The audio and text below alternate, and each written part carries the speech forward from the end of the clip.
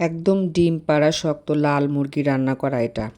আসসালামু আলাইকুম, কেমন আছেন আপনারা সবাই? চলে আসলাম আরও একটা নতুন ভিডিও নিয়ে। এই ভিডিওতে আমি রান্না করব একটা লেয়ার মুরগি, মানে ডিম পাড়া শক্ত লাল মুরগি। এই মুরগিগুলো একটু বেশি সময় নিয়ে সেদ্ধ করে রান্না করলে দেখা যায় খেতে খুবই মজা লাগে। ব্রয়লার চিকেনের চাইতে এই মুরগিটা রান্না করলে আমার কাছে অনেক বেশি ভালো লাগে। দেশি মুরগির ফিল পাওয়া যায়, কিন্তু বেশি সময় নিয়ে সিদ্ধ করতে হবে। রান্নাটা বসানোর জন্য চুলায় একটি কড়াই নিয়ে কড়াইতে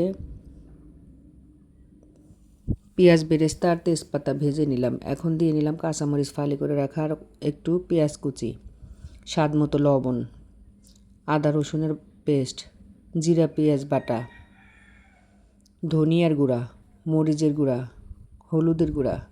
মশলাগুলো আমার সব দেওয়া শেষ। এখন মশলাগুলো অনেকটা সময় নিয়ে কষানোর পালা। যেহেতু এটা লেয়ার মুরগি, এটা প্রচুর চর্বি থাকে, এই কারণে আমি তেলের পরিমাণটা কম দিয়েছি এই তরকারিতে।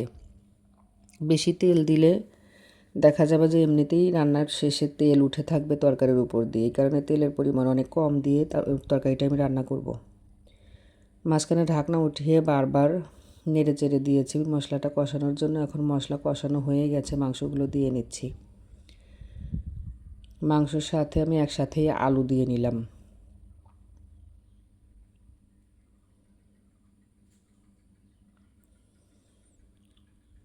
এই মুরগিটা রান্না করতে একটু বেশি সময় লাগে, কিন্তু এই মুরগিটা খেতে আবার বেশি মজা লাগে।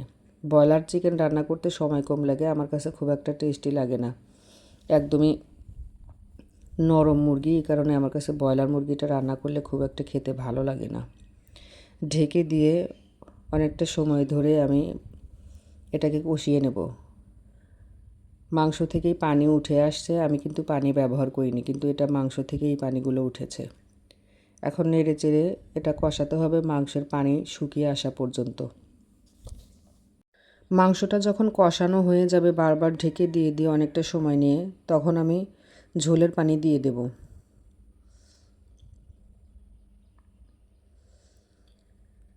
বারবার ঢেকে দিয়েছি আর অনেকটা সময় নিয়ে আমি এটাকে সিদ্ধ করে নিয়েছি।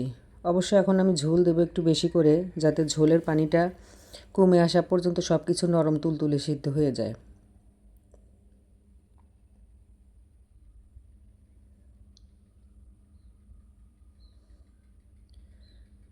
এই মাংসটা খেতে মজা হলেও সিদ্ধ করতে অনেকটা সময় লাগে, মাঝে মধ্যে বিরক্ত লাগে যে অনেক সময় নিয়ে সিদ্ধ করতে হয়।